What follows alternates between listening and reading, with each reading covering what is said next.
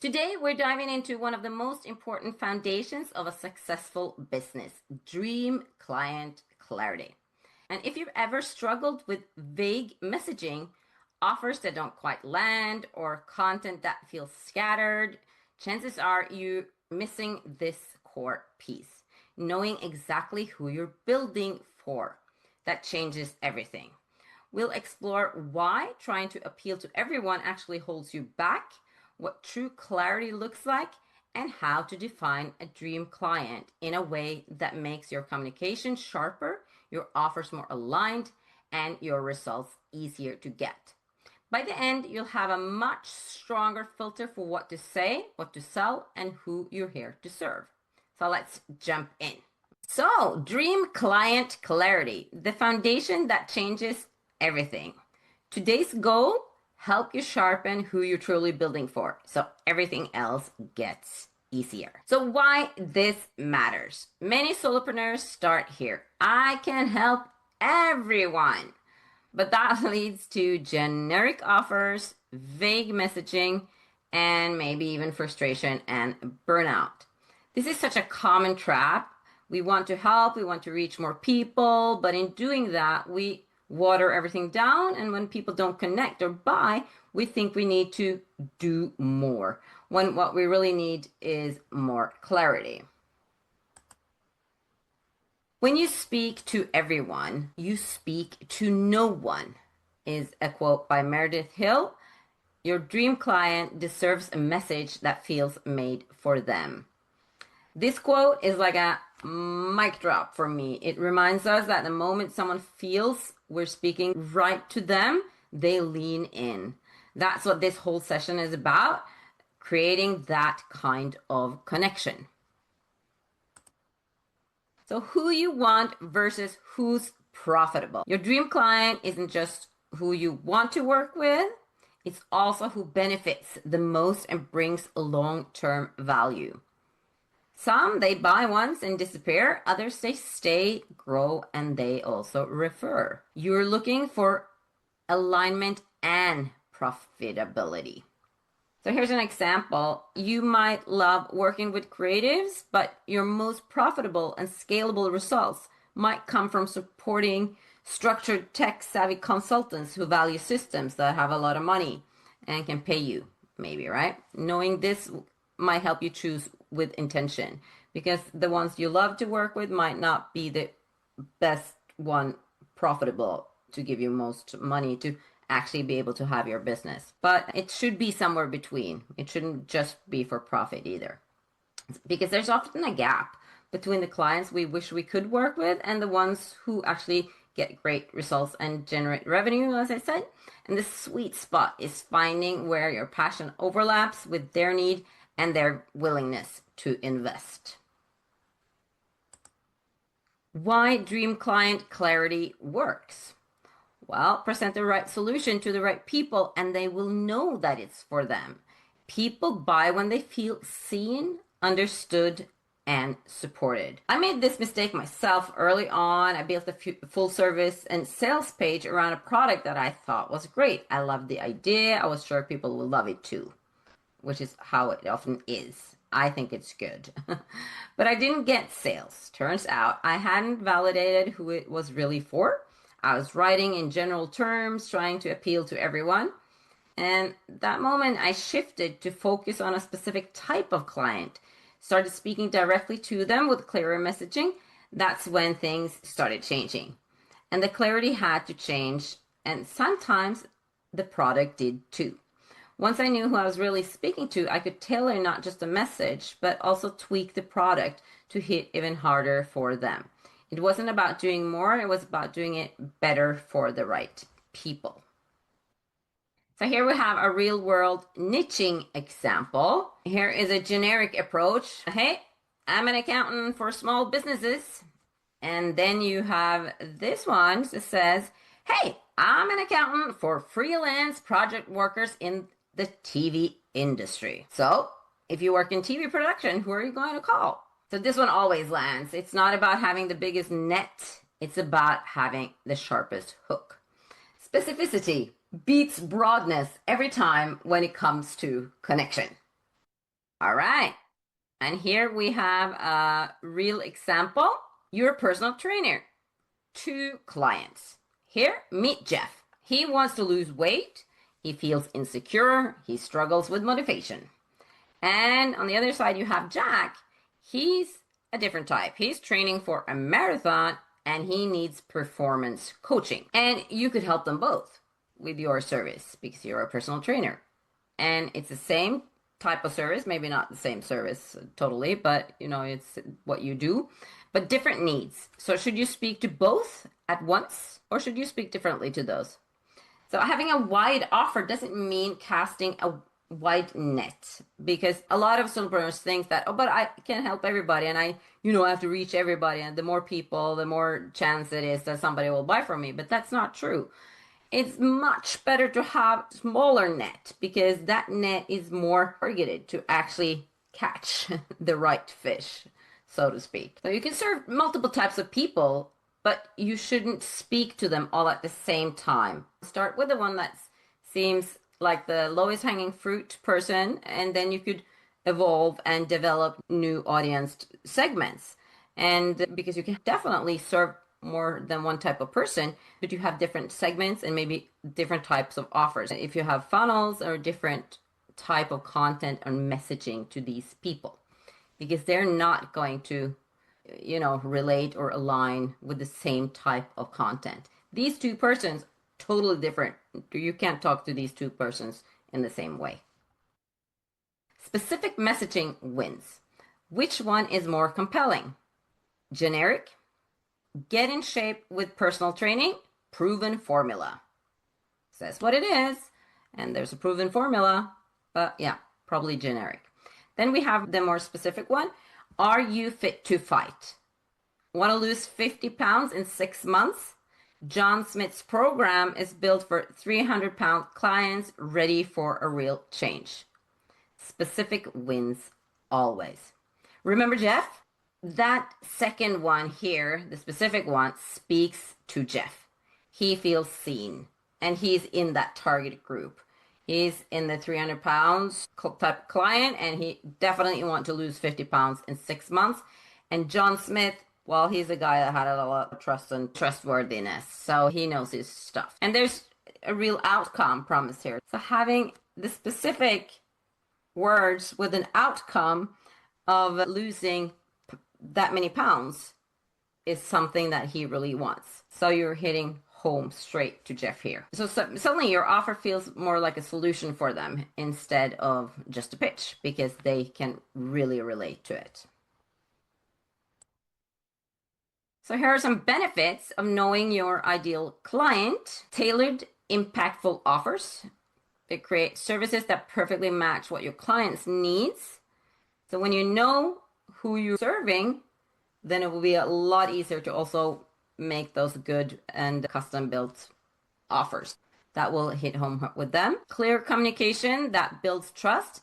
You can speak directly to their specific challenges and desires, like we just looked at. You can work with aligned clients, which equals better results. Clients who are the right fit will also get better outcomes. So it's going to give you better testimonials and better outcomes for your clients. Focus your energy where it matters. Stop wasting time on prospects who aren't a good match. More referrals from happy clients. If your clients are happy, they're going to be telling somebody about it, right? Craft a unique positioning that stands out and differentiate yourself in a crowded marketplace. That's also in the messaging to the specific people because you might not have as much competition for that specific group, but because your competitors might not be speaking directly to these specific group of people. So it's so many benefits of niching down and making it more specific, talking to that specific person, have a specific person in mind. It's going to hit so much more home and you're going to have that much better messaging than your competitors because they might not talk directly to that person. The number one mistake, starting with the product or idea instead of the client. Like we talked about earlier, I could get a product idea or like an idea, this sounds really, really good. And this is something that I really want to do. doesn't help if it's nobody interested in that or need it. So it should start with the ideal client and figuring out what is their problem.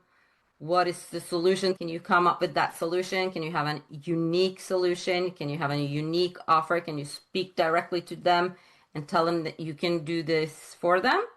Then it's going to be a lot easier to get them as a customer or a client. Because you can build something brilliant, but if it doesn't match what someone's looking for or what they think they need, it won't land. Always start with them. It's also sometimes we know better what they need than they do themselves, but that doesn't always help you, not as a starting point, because they're not going to listen to you if they don't think it's what they need. You need to hit them on the point where it is, this is what I need. And then once you have that connection, you can start teaching them about what the real solution is that they need, because they don't always know what they need. Then we have the 4 layers of dream client clarity. First up, we have the goals and problems. Those are the most important. We should have a look at what are the problems that this audience group has, or this ideal client has, that we want to solve. And we divide that into 2 different types, in external and internal. The external is what the ideal client themselves expresses and think their problem is and what they need. So that's, in this example, I don't have a website. But internally, it's another type of problem. I feel embarrassed, less professional. I'm not ever going to make this work or something. But that's internal feeling. And using that internal feeling also when you're messaging to them is very important, even though that's not what they're laying out there. But knowing so much about this target group, this ideal client, that you actually know these internal feelings, because then it's going to be so much easier to actually relate to them, and they will listen to you much more if you can actually hit on their emotions as well. So there's psychographics, that's more about like values, their lifestyle, their personality, their beliefs. And then we also have behavior, where they hang out, how they decide, what stops them, like the objections, what would it take to actually make them buy, and all of those things. So all of these kind of work together. And of course, it's also important to know their demographics, their age and their income, their job status, family size, education level. So here we have like an avatar example, mini persona example at the bottom here. So meet Sandra, 42-year-old life coach with 2 kids living in a mid-sized city. She feels overwhelmed by online content and wants clarity. She believes in personal growth, uses Instagram daily, reads self-help blogs, and values authenticity. She doesn't trust flashy marketing. Her internal struggle is imposter syndrome. Her external need, a clear message that helps her stand out online. So, I mean, not everybody's gonna be named Sandra, not everybody's gonna be 42-year-old and have 2 kids, but this is like an average type of person that would be in that ideal client. So making it into a specific person like this, it's gonna make it more easy for you to actually see it. And you can make like all kinds of different mini personas and avatars and have a closer look, and then you can see them, up against each other. And I mean, sometimes it's necessary to talk differently to men than to women. So do you have all women, or is it both? How do you need to message? If you have only females, you might want to message in a slightly different way than if you have both men and women. And if you have only men, it might be in a different way, because they relate to different types of messages. So when you understand all 4 layers here, you don't just describe your client, you understand them.